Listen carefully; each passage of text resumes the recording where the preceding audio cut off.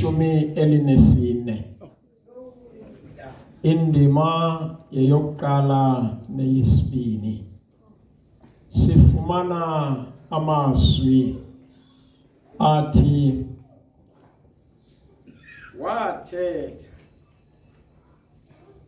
wathetha uYehova kuMoses. What did we first do? Thetha konyana bakaSrayeli ukuba bajike bamise intente phambi kwePihahiroti phakathi kwemidoli nolwandle phambi kweBhahali Tsefoni malunga nayo nimise elwandle. Nkosi mayisicela ukufundwa kwelizwi layo ngoko ade abuye uYesu. Amen. Amathuba okushunyayelwa kwendaba esilungileyo uThixo wavula ngokwakhe. Akacinga uThixo azathi aboshumayela endaweni engakhange aqala yofika kuqala. Uzawucinga uba nguwe lo oshumayele kwayaluzela kanti uThixo ufike kuqala. Ngalo mazwi ndithi kolusapho sihlangene sonke apha uThixo uncokole no Apostle uTata uMagqwalisa wanqwala uTata uMagqwalisa. Amen.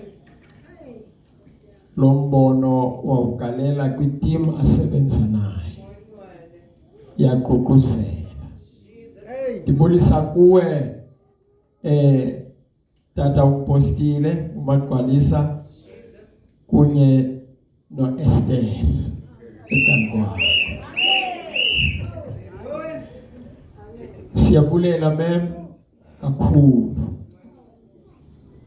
Umsebenzi womama awuqondwa kusoloko kubila amadoda bepulpiti.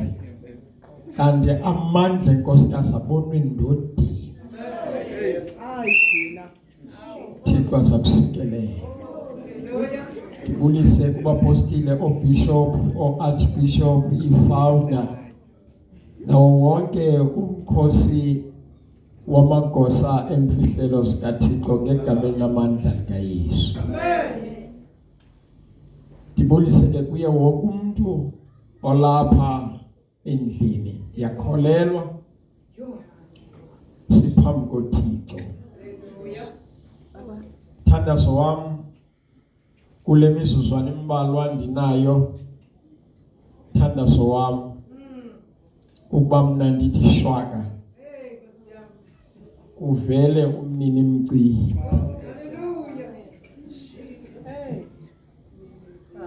Mandinciphe mna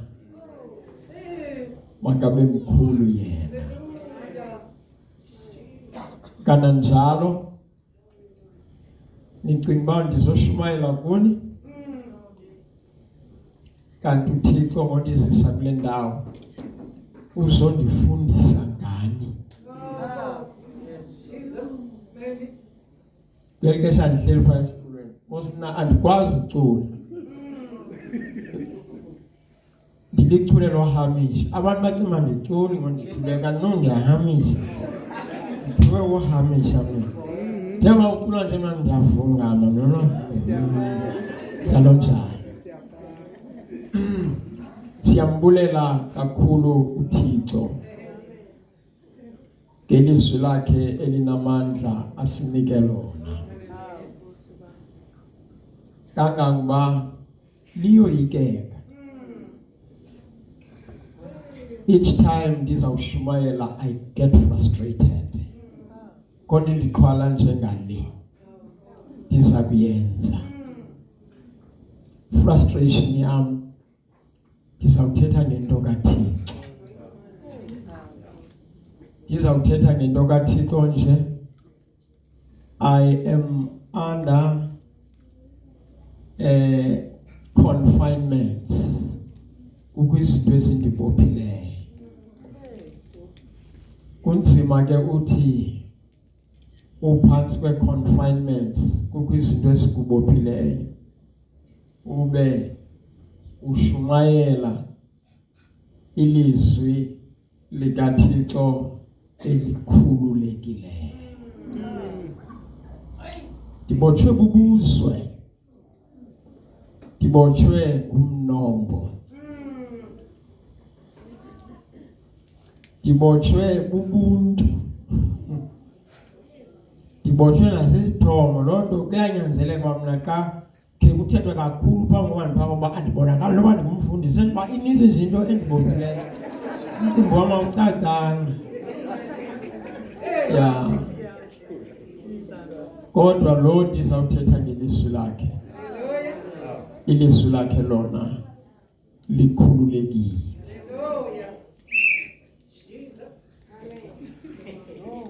Ngoko sihlobo sam esithandekayo kule Galatina ndiboleka indlebe. Kunjam nje andizuninyumbaza.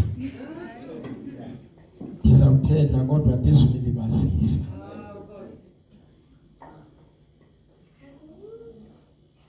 Ndiyifundile ke iBhayibhile niphulaphule. Ngoku ndiyareya ke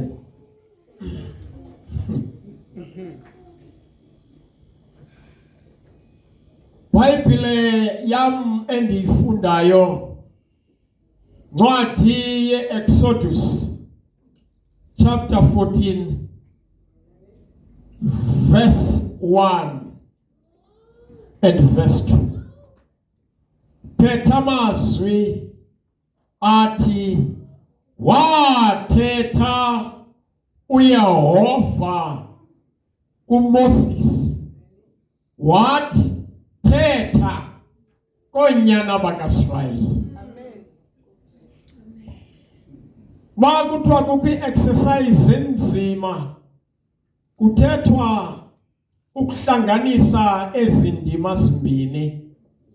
Kwezi ndima zimbini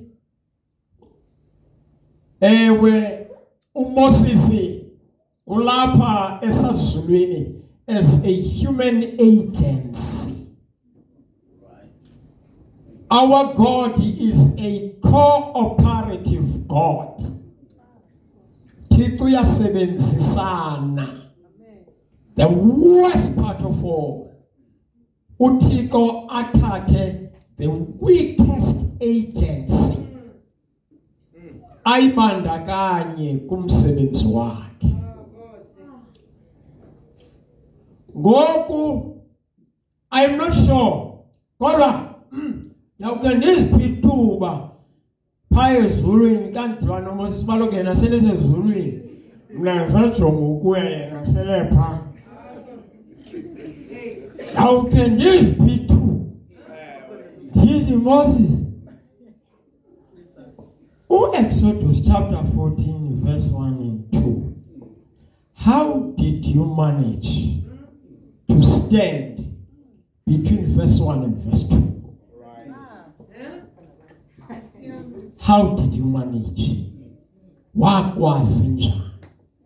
The reason why ndibuzisa okokuba wakwazi njani into yokokuba ngapha uMoses uve uThixo ubungozi ajongene nabo ngoku ka esiya kubantwana bakwaIsrayeli akuviwa Thixo kuviwa uMoses. That is the challenge. Kusawuviwa uMoses ethetha nabantwana bakwaIsrayeli. And yet kulethi sawuthethwa uMoses kufuneka abantwana bakwaIsrayeli basabele kuThixo bangasabeli kuMoses, but baza kuva ilizwi lomntu. And this arrangement is God's arrangement.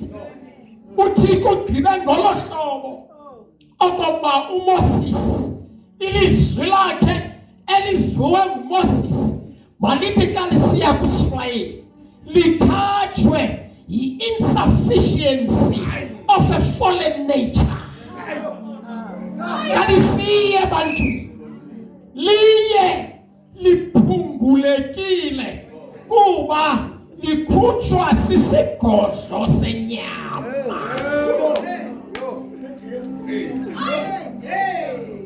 Bayamazi Moses, bayayazi lineage kaMoses, bayayazi imeko kaMoses, lo ngunyana kaAbram kunye noJokobhedi.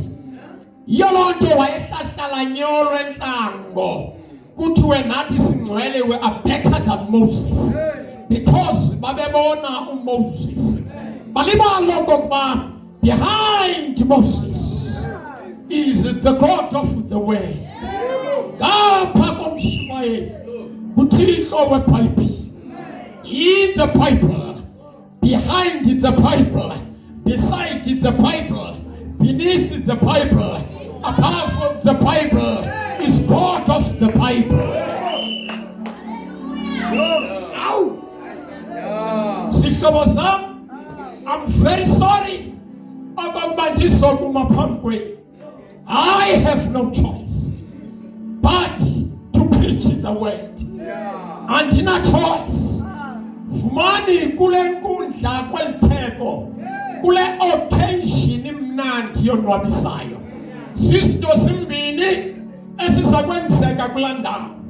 Either ilizwi likaThixo lizawusimanya okanye sawuphuma sizintsana. I have no choice. That I cannot control. Nandikholelweni kandimi phambi kwenu namhlanje. Ndimi phambi kwenu kuba uYehova wathetha kuMoses. Ndandingekho andikhandive, but ilizwi lona lithi wathetha. Mna ndivanga nto ndiklelisa izinja elokishini. Kukhonkotha imjibenye kulaa kona ibona into, sikhonkothe zonke. Inye ebonileyo ezinye azibonanga, nto ezithetha inye ka zithi ingakhonkotha iyabona. Therefore thina sikhonkotha kuba ikhonkotha yonibona, thina sibona. I am a blind man, but Moses wabonana kunye noThixo. Na ndimi phambi kwenu kule ndawo, ndimi phambi kwenu ndisokuthi kuni boyisekile okokuba kuloo ntlango wathetha uThixo. Ndizoma phambi kwenu namhlanje ndisokuthi kuni uThixo uthethile, uThixo uyathetha, yaye uThixo uzawuthetha, yaye kuzawugqibela yena. Akuzugqibela uSathana kadalana, akuzugqibela uSathana kafange eKhalvari, akuzugqibela uSathana asikhomekeka ngesandleni sakhe, but kuzawugqibela uThixo. Akuzugqibela mntu, akuzugqibela si-politicians ngeSouth Africa, kuzawugqibela uThixo weBhayibhile. Abanobaxelela kuba nisi-card holders nithi Nono utsho nditsho zawutshona kule veksayo. Incwadi ezawutshila ayo-mathematics syllabus, ayo-science. It is not the syllabus written by the great philosophers, but incwadi ezawugqibela kweli lizwe yiBhayibhile, lilizwi likaThixo. Ethi xa ithetha iBhayibhile yam kwincwadi kaIsaiah chapter 40 verse 8, uyoma utyala iyabuna intshatshamo kelona ilizwi loThixo wethu liyakumangona phakathi. Ndiyabulela ukunixelela namhlanje into abangoba ndikhankase ndinyalase kula maqonga because I am playing for the winning team. And the team ndidlalelayo I win the quality of players. The team ndidlalelayo I win the quality of the coaching bench. Suba sandijonga but jonga okokuba ngubani ohleli kwi-coaching bench. Don't bother yourself ngokubhatyaza kwam nokuphucula kwam ibhola, but jonga lo ukwi-coaching bench, lo wadala izulu kunye nomhlaba nolwandle nemithombo yamanzi. Sithi sawuqubisana iingqwayingqwayi zesoka kubili kwapha amadodana agilane kushiyeka amafazi ondla. Ndikholelwa xa ndisithi kuwe wawuma umdlalo ntshinikiti sibe ndanganye ubava abasasazi besithi ngoku kuzawupasa iqhinga lokhutshi. Ndikholelwe xa ndisithi kuwe kule ngxokolo, kule ndibandiba, kule confusion kuba noSathane uyayiphatha iBhayibhile. Kangangoba uqola uba ndinixelela inyani ethi in the panel of preachers kukho nee-preachers zikaSathane, but asinabhayibhile sisebenzisa lebhayibhile kaThixo. Ndikholelwe xa ndisithi kuwe in the midst of that confusion but kuzawuwina iqhinga likacoach wasezulwini uYesu waseNazaretha. Ndikholelwe xa ndisithi kuwe ukuba umi ngakwicala likaThixo you are on the winning side. Oh sihlobo sami esithandekayo, kula maqonga inye into endiyimeleyo into yokokuba before you fight, before you get engaged in the battle of faith, kuqala khetha ukweliphi icala. Khetha kuqala. Ndikholelwe xa ndisithi kuwe akuzugqibela abashumayeli, uzawugqibela uThixo. Akuzugqibela i-church founders, akuzugqibela uPopu, kuzawugqibela lo wafayo eKalvari.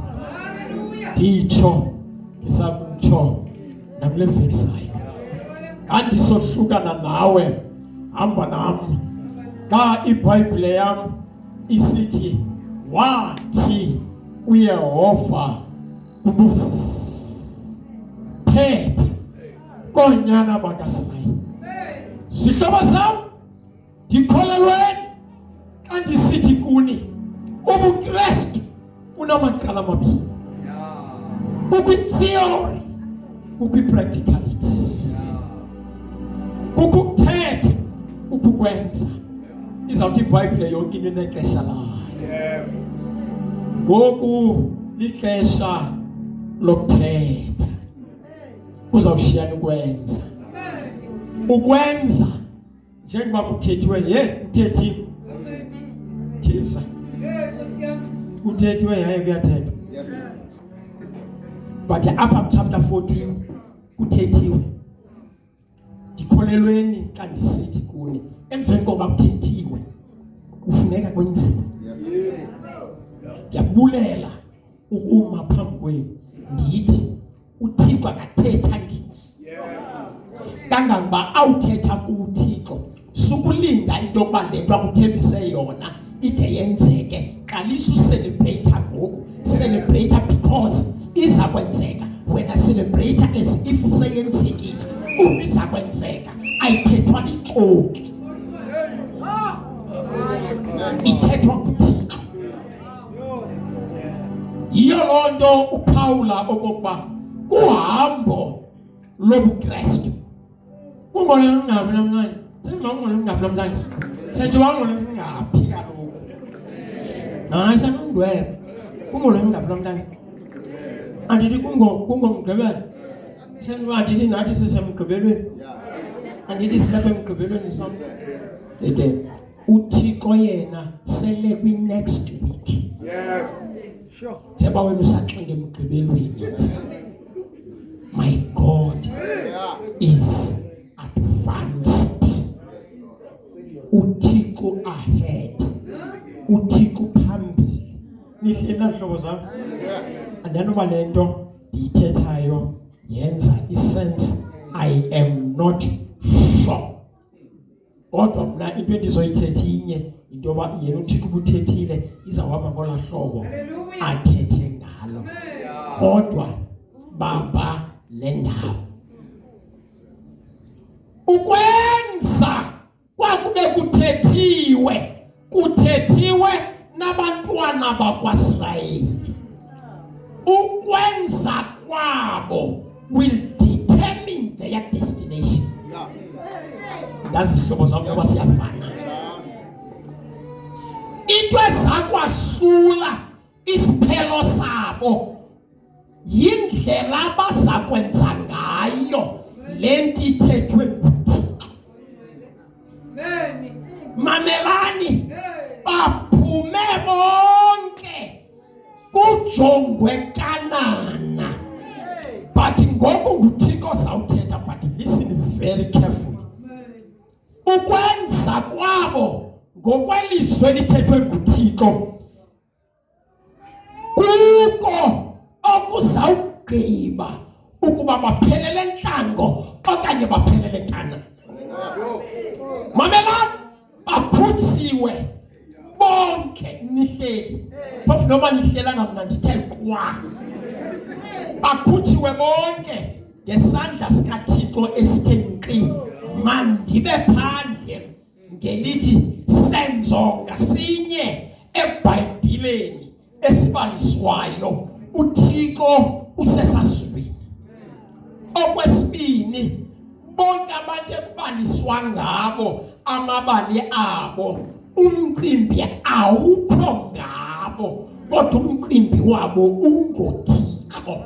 Amabali abo abhale imbali kaThixo.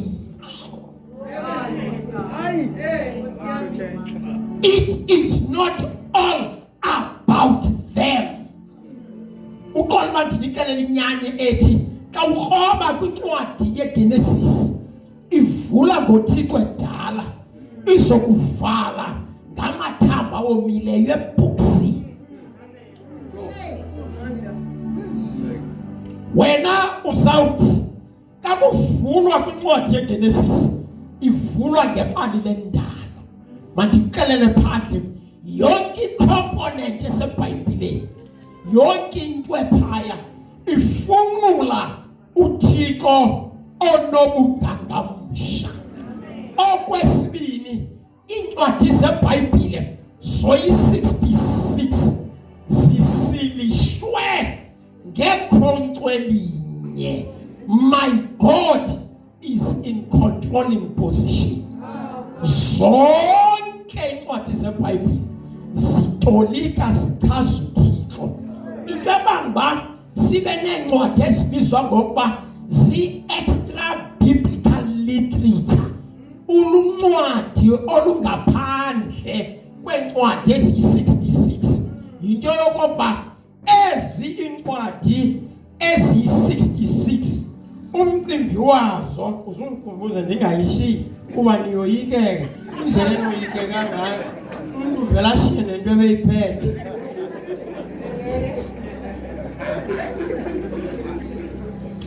Ezincwadi zoyi-66 kwabhakwa okokuba ngeli xesha ii-selectors of these books, ewe kwaPawulo okokuba kakuhlanganiswa iBhayibhile ezincwadi zoyi-66 kukho umsonto omnye ozidibanisayo nguThixo utshotshe entle. Asivani sizawuvana kangangoba zimbini incwadi ezathelekisayo, yincwadi kaEster kunye nencwadi yengoma yazwingoma. Kwemiwa kwawufikwa kuzo kwajongwana kubingxaki kwakho ngoba ingxaki esidibana nayo kwezi ncwadi yinto yokokuba azinalo igama likaThixo. kwacaca besinye zonke ziliphethe igama likaYehova, igama elingena ndanga. Ikhani incwadi yezenzo zabapostile ngokosiba lukaLuka athi akho gama limbi esinikwe lona phantsi kwelanga esimele kusindiswa ngalo, but kwafunyaniswa uba kwezi ncwadi alikho igama elithi Thixo. Kwacaca ezincwadi zibekwe ecaleni ziyadisqualifywa. Wangenelela uThixo wathi masingawabala amazinyo singawunqekanga umlomo. Makhe kutyilwe ukuba siphethe ntoni nesincwadi. Kwabuywa negama, but kwafikwa phakathi uThixo etshotshenhla engena ndanga kuphethulwa izinto. Ndikholelwe xa ndisithi kuwe kupoqo vashiti kuthubele so Esther. Hamani ngapha enzima inqamlezo for Mordecai, but zitsho izithonga kuqabuke ngoku sekulengalenga Hamani Mordecai besendleleni esibheke ezitronini. Kwathiwa ngamanye amandla la yapasa le ncwadi, kwahlokoma umcimbi kwincwadi yengoma yazo ingoma. Kwacaca kwincwadi yengoma yazo ingoma, the songs of Solomon, the song of love. Inqoko yomthakazi nomyeni phansi kwengubo yagalelwa eBhayibhelini. Mangadumdumdu kwapha kuthethwa laa nto phansi kwengubo. Omnye uvomnye ngokomnye uyabhuda uyashwaqa njalo. Wangena uThixo kuba uThixo akahlali kule ndawo abantu bakuyo, uahead exesheni. Kuthe ngeli xesha kuncokola umthakazi nomyeni, kwayicala uThixo eMiddle East kwitheko likaSimoni. Nankuya uMaria waseMagadala ethambisa uYesu ngamafutha aqholiweyo. uThixo wayigalela kwingoma yazingoma, yahlokoma ingoma yazingoma isithi xa ukumkani esetafileni yakhe isuka inadusi yam ikhupha ivumbi elimnandi. Ndikholelwe xa ndisithi kuwe Bhayibhile yam yonke uThixo usesazulwini, kodwa lapho ungafinci ndingxamele egeyithini. Usathana waseMotherwell ndwebe kakhulu, akufuneki ndirhatyelelwe ndilapha, ungayiphunculi. Thixo wam usesazulwini, kangangoba ndikholelwe xa ndisithi each and every book itonika ubungangamsha bukaThixo. Kangangoba the book of Judges, incwadi yabagwebi, is the book of defeat. Kangangoba ukuba uyaya kwincwadi yabagwebi chapter 21 verse 25, kulapho ewe i-indication ye-defeat ichaswe khona. Ithi kwaSirayeli kwamngekho kumkani, elowo wayesenza ngokubona kwamehlo akhe. Esa statement sithetha ngathi uThixo akakho, but esa statement sithi when things are running out of man's control is an indication that my God is in control. Super frustrated git ka izinto zingahlangani, ka izinto ziphucuke esandleni sakho, kuphucuka abantwana namadoda, kuphucuka abafazi, bubutyoba, kuphucuka imali akhonto ingaphucukiyo, iphucuka apha kuwe, ayiphucukanga kuThixo. Ka iphucuka kuwe yisayini yoba iphucukanga kuThixo. There is no need ukutipha isinyathi lihashi lisityumbona. Into ebalulekileyo inye, rather than be frustrated, lixesha lokuba ucelebrate ka izinto ziphucuka kuwe, kuba yisayini yoba uThixo in control.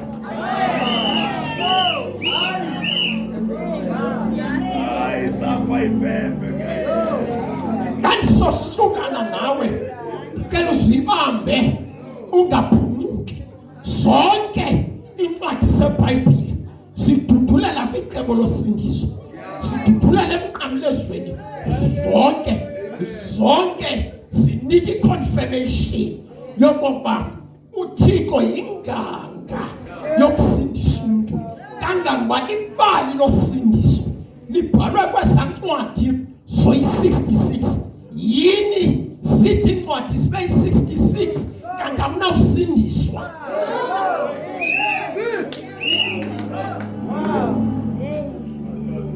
In short, kanti buyela kuwe kwincwadi yeGenesis kuyonakala, wagqobhoza uSathana kuchapter 3, wachila uThixo kuchapter 1 and chapter 2, wachila uThixo wagqobhoza uSathana. Xa egqobhoza uSathana wagqobhoza ngelizwi likaThixo, utshilo uThixo, bashumayeli mandinikelele phandle, ilizwi likaThixo linamandla ngaphezu kwe-miracles. Eyona nto esawubeka umntu emgangathweni kunye noThixo ayomimangaliso, kodwa lilizwi likaThixo. Ukuba ungumshumayeli, ungumfundisi, uthandisiwe, you owe your audience a lot. You owe them the Bible truth, not your interpretation. Let the Bible interpret itself, not you. Wena uyi-product yale nto ithethwa iBhayibhile. Please don't dilute the Bible truth. I am appealing to you as the preacher. Kangangoba didinga abashumayeli abanokwasuma nami eplatforming, but thus says the Lord. Itobambikawa sibengaka simbono sabantu. The Bible is simple and straightforward. Itobambimva basibengaka ukumenemene. Ithatha kuthona kule verse. iBhayibhile ithi mnye umdali, iBhayibhile mnye uThixo, mnye umthetho, lunye ubhaptizo, mnye othethileyo, mnye ofileyo eKalvari, mnye ovukileyo, mnye odla ubomi. Kodwa abashumayeli bathetha into ezahlukayo. Andina choice, but I have to say it. It was on Vegas now and say, ukuhlokoma kwelizwi likaThixo andivanga, kodwa ndikelisisi njasa selokishini. Ndithi ukuba sisuyifile noba ndivanga kwanele ubungqina bendlebe zakhe, noba mna ndivanga, but ndisatsho I am standing with Moses. Udingeka amadoda athile ngamagcwalisa uThixo akenzanga mpazamo ukuba kube yifolosi. uThixo akafuni kuviwe wena, uThixo ufuna kuviwe yena. Kodwa ukuba ngehla ngokwakhe sawukhiquza, yiyo loo nto kubekwe wena as a human being, kuba umuntu ufuna umuntu. Umuntu akafuni uThixo, umuntu ufuna umuntu. Umuntu ufuna umuntu. Njengoba umuntu ufuna umuntu, asithethi nyani umuntu ufuna umuntu. Kangabona ongenayo umuntu akonwabi ukuba engenayo. Uyangunga ehlelile ufuna umuntu. Wonke umuntu ufuna umuntu. Kangangoba sekuthe kwakho nemibutho ene-agenda yomuntu. Uwavamane themana ukuthi isana ingase ufumane umuntu orayithi. Njalo uba umuntu ufuna umuntu, wonke umuntu ufuna umuntu. Yonke iBhayibhile ayisawuhlangula umuntu, ithi ulizwi waba inyama wahlala phakathi kwethu. Kuba umuntu akamfuni umuntu ephuma engena, nomfazi akayifuni indoda ephuma ingena.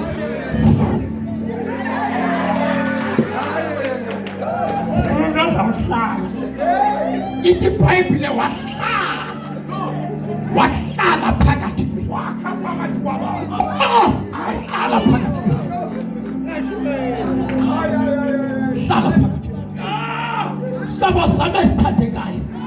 Ndikholelweni andisithi kuni oyingcwele kaIsrayeli unedinga kunye nenhlanti ezikhawula imikhala.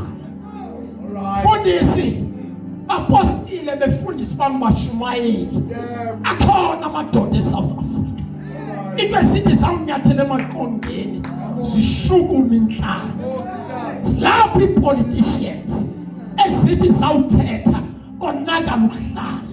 UThixo lusindiswe akathembanga zona. Uthembethi. Uthixo uthembethi. Ngitsho zawutshona mlefethi. Uthixo uthembethi. Akelele phandle.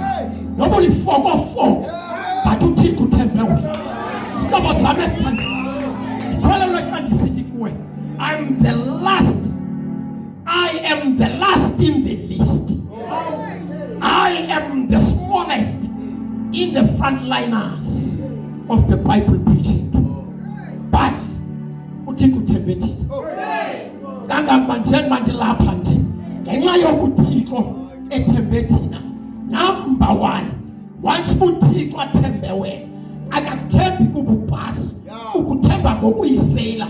Iflaws ne-failures zakho will be the platform apho uThixo azakuma atolika amandla akho in your defeat. Sukhala gqithi wakho yiswa. Sukuthi wakuwa uhlale edakeni. Phakama uThixo uthembe wena. Stand up. Uthixo uthembe wena. Uthixo uthembe wena. Uthixo uthembe wena. Bazalwana bami, uThixo uthembethi. Ndikholelweni xa ndisithi icrime ayizulungiswa yitheke. Icrime izawulungiswa lilizwi likaThixo. Let us spread the gospel. Abantwana bethu bagungqiswa nguSathane. Ndikholelwa xa ndisithi kuwe bakho-optwe nguSathane. Inye into esabahlangula ayizo-rehabilitation centers kodwa into esabahlangula ligazi lemvana. Kufelisha igazi lebhokhwe yembeleko. Kufelisha igazi lenkomo enempondo zomileyo emakhandini. Lifelishile lona. Sesishiyeke ngoku negazi lemvana. Therefore ke ngoku ndiyeke ndiphambane kuba ngoku sishiyeke nentwenye. Ndikholelweni xa ndisithi sishiyeke nentwenye lilizwi likaThixo. Into esendifuni ngayo inye qha ngoku uThixo akatyiwe zindolotyini sekushiyeke iqhosheni. Akatyiwe uThixo. And my God shall vanquish. Kuzawuwina uThixo kweli lizwe. Ndiyekeni ngoku ndiphambane ndiphethe incwadi ye-Exodus. Ndikholelweni xa ndisithi kulo incwadi ye-Exodus i-connected kunye neegospel ezi-4. Igospel kaMarko, kaMateyu, kaLuka, kaJohn eziphethe ibali likaYesu. Ndikholelweni xa ndisithi phaa kwincwadi ye-Exodus kuphethwe ibali lomnqamlezo under the gap of symbols. But phaa phantsi kuphethwe unyana kaThixo. Kangangabavumani ndithi kuni sisiganeko sibini as too many months. Sisiganeko sikwitestamente endala nesiganeko sikwitestamente entsha. Isiganeko sikwitestamente entsha sisiganeko sokufa kukaYesu eKalvari. Asinamntange eso siganeko sipholile sihamba sodwa.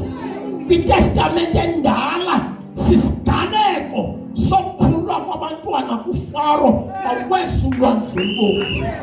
Esa siganeko siphethe into ezibini njengoba sesikuchapter 14 nje.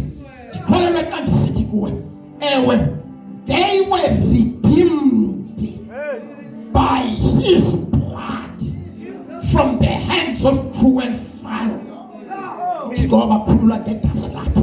Lihleli wabakhulula ngegazi lakhe. Kudemonstrate amandla omnqamlezo. Ekhulula aboni, ademonstrate kwincwadi ye-Exodus. uThixo wabakhulula. Yiyo loo nto ndimibhunqe, ndilithole lomXhosa nozwane. Kodwa angandihlamba amaXhosa bayathanda. Asizusindiswa ngamaqhathi amaXhosa. Sizawusindiswa ngekhandi apho kwajinga khona unyana kaMariya. Hayi impondo zenkomo ezomileyo. Angandihlamba amaXhosa bayathanda. Kuba ngokwenyama ndingugaba uthithibu nozinda. Bathi ngokholo ndiliduna lika-Abraham. Ayinawutshintshwa loo nto. Not by birth, but by faith, but by decision and choice. Nyana ka-Abraham. Ungandiyisa undibophelele kwinkonzo endikuyo. But now what I know, ndiliduna kwi-lineage ka-Abraham. Andiguqa. Here I am. Andithandabuzi.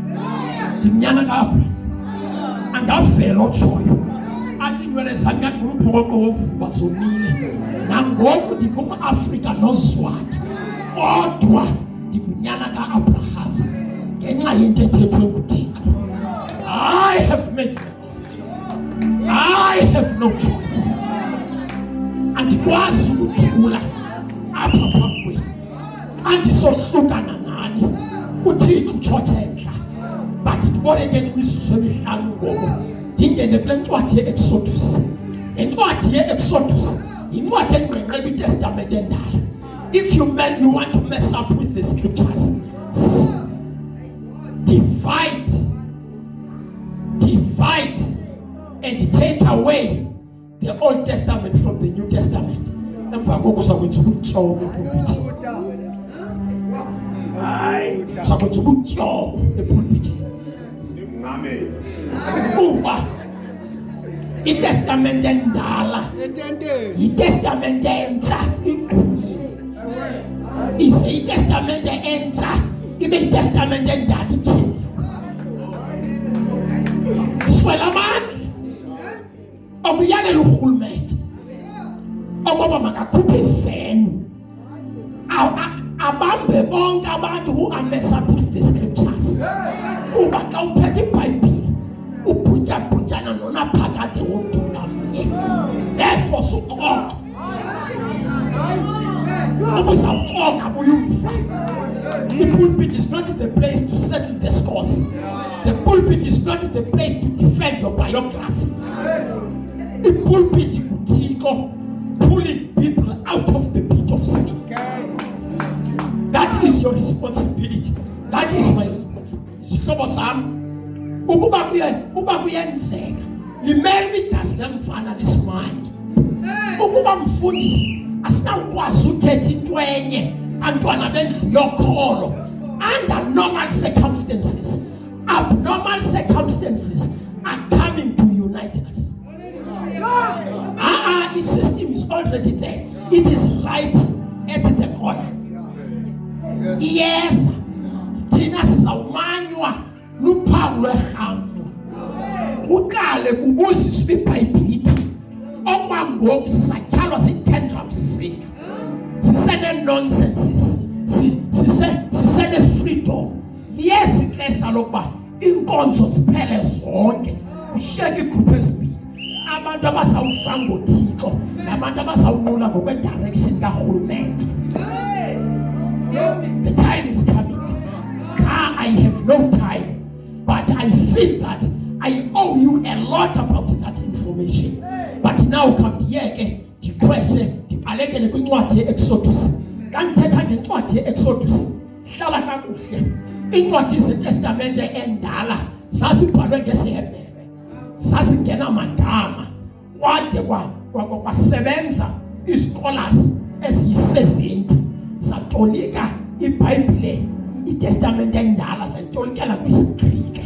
Zithe zakuyitolikela kwisiGrike zaqala iincwadi zeTestament endala zanamagama, zazingena magama, zazithiywe ngegama lokuqala kwi-first chapter of the first verse. verse yokuqala kwi-chapter yokuqala iGenesis ovule kuthiwa nje ekuqaleni kuyasuka iGenesis njalo ukuhlala zonke nihleli then kwavela le version ebhale iTestament endala ngesiGreek yabizwa ngokuba yi-Septuagint. Listen very careful. Into eyenzekayo zaqala zathiwa amagama but ndinomdla apha kwincwadi ye-Exodus. Le ncwadi ye-Exodus kuhlanganiswa amagama amabini sisibizo esimbaxa. The compound now udityaniswa amagama amabini esiGreek u-ek no-hodos. U-ek out, u-hodos way. Now la magama amabini anentsingiselo yindlela nokuphuma. Athe awudityaniswa la magama omabini they lost their meaning. Kwaphuma imbumba igama elithi departure or imfuduko. Yalo nto sisithi le ncwadi incwadi yemfuduko akakho ongafudukanga. Nobufuduswe ngohili nobufuduswe intoni akakho ongafuduswa. Abanye bafuduswa kukwaliwa njalo akakho ongafudukanga. Abanye bafuduswa zipromotion emsebenzini akakho ongafudukanga. Siyawazi umcimbi wokufuduka. When God is revealing something very profound, usebenzisa just amagama akhomoniswa qhibileyo but ayalahlekwa i-connotation yawo when those words are applicable to God. Kasisiza ngomcimbi wokufuduka sithi ngoku ayingomuntu ozifudukelayo, ayingomuntu othatha i-decision yokufuduka but nguThixo kwi-Exodus ofudusa abantwana bakhe. Indlela esixelelwa ngayo into yoba kwiprogram yakwaThixo akuhlalwa entlungwini kuyafuduka. Noba uqenqa iminyaka emingaphi kangangoba sinikwe limit more than 400 years uSirayeli etshixele esifubeni elahlekwe bubuzwe engena identity engasazi noba sisilwanyana noba ungumntu. uFaro emcinizele ngedolo but after 400 years wagalela kuThixo wamfudusa. Indlela esixelelwa ngayo into yokuba uhlele entlungwini wade wayiqhela kangase iphathi yobomi bakho somani ukuthi hayi le ndawo ungena naye engcwabeni but my God is on the way to deliver you. Amoxelela nabanye abancamileyo kuba uyingozi umuntu oncamileyo, udangerous umuntu oncamileyo. Into abamba namhlanje sibe nabantu abasidubulayo namhlanje ukuthi kuhlole ngolhlobo avela avulele ngembubulu kubuncane, uhopeless, akanathemba, and yet ngabantu benkonzo abaphethe ithemba. Hamba nami kanti sohlukana nawe iphaya ku verse 14. Ndikholelwe kanti sithi kuwe geographical uSirayeli yayizamthatha nje insuku ezimbalwa umngene eKanani but ngelishwa unfortunately for them iChart and the campus engekho sezandleni zabo. Uba yayisezandleni zabo I don't know kodwa engekho sezandleni zabo. Yayingulo wadala igeography, ngulo wadala imida, uye yayisezandleni zabo. Babahuqela kulwandle olubomvu imihleli, babahuqela kulwandle olubomvu. Zikhona better options. In the eyes of many there were better options. Kodwa in order to make it in this journey could be initiative ayo yabo ikaThixo kufuneka kumanye uThixo. Uqolo manje ngixelele inyani enkonzweni kufuneka kumanye uThixo. Ukuba inkonzo yi-initiative kaThixo kumanye uThixo. Nditsho ngizawuthola kulevisi abefundisi nabashumani ba responsible for uba bakhazi uThixo uthini ufuna ntoni. Ndikholelwe kanti sithi as it was in the Bible, in Bible times, the church was the place of instruction. Families were the places of execution. Yayizindawo inkonzo zokuyalela amakhaya izindawo zokwenza. Kodwa today amakhaya ngeke sifama institute enkonzweni kodwa kuthiwa uhlala emakhaya uvukele laa nto ibithetha unkonzo ibhequlule kuthiwe nalo ebeyithetha. Things have turned upside down. But ndicela uzuyibambe ungayiphunculi iyona. uThixo wakhetha laphi Hayirodi neMigdoli neBahali Tsefon neRed Sea phakathi kwesandawo wavula iklasi kuba awuzukwazi yongena eKanani uThixo ngamazi. Kufuneka bamazi kuba abakamazi abamazi bobhinqa ngantoni. Qol manje ndixelele inyani uThixo ufuna ukwaziwa. Manje xa ndiphuma kulo mnyango bakho nje Nono ufumane indawo yazi abantu fellowship kuba kufuneka ndithi xa ndiphuma phaa uthi uThixo uthethi. Kanti sohlukana na uThixo wawubafaka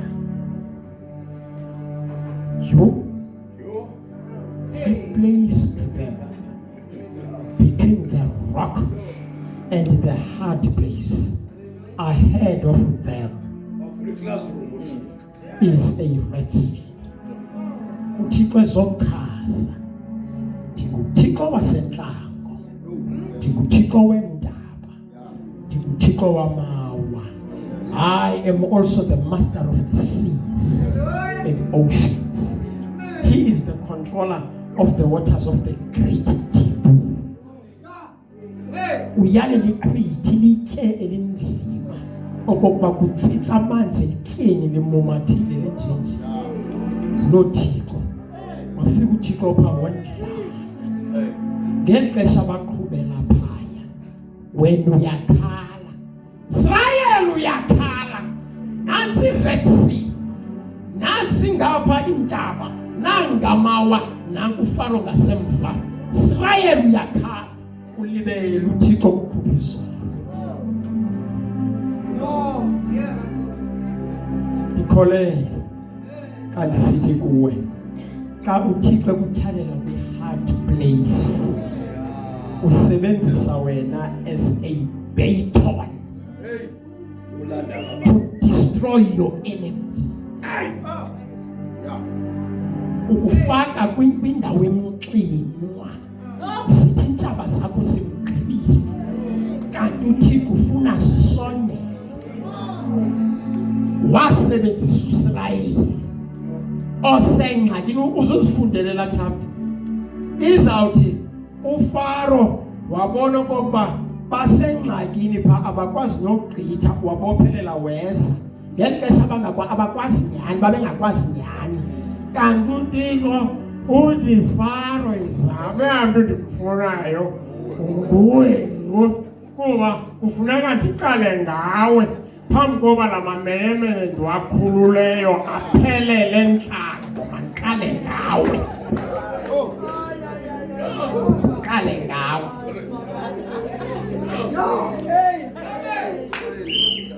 Wakhoba uFaro wagqiba, wakhupha i-special force, wakhupha i-chariots of iron, wakhupha oompondo zihlanjiwe, into eziqhela ukukhempisha kwimida kugadutshaba, into eziqhela ulala ngencumo, into ezinengalo ezinoboya, into ezinentamo ezingathi ngoonobiya, into ethi sawunyathela ufika isiqulube ezingathi siyatswina, oomakhwekhwetha oompondo zihlanjiwe, iingali kwaneengcaphephe.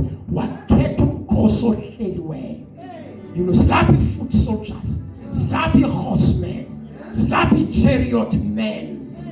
Ndikholelwe xa ndisithi kuleqwa abantu abangaxhobanga. Umahluko phakathi kwale mikhosi mibini, uFaro was fit for the fight. uSirayeli akatrainanga akanazo ne-weapons, but umahluko wayehamba noThixo.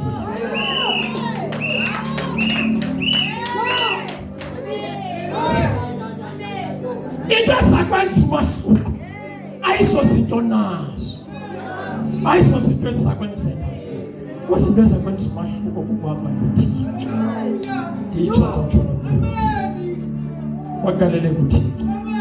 In short, xa ndivala wagalele kuThixo. Bakhala abantu, kwakhala indoda, kwakhala umfazi. Kubapheke xa kukhala abafazi abawodwa, kodwa bakukhale namadoda. Umnqimbi wenza ukuba abafazi bakhale, wes but you nalamadoda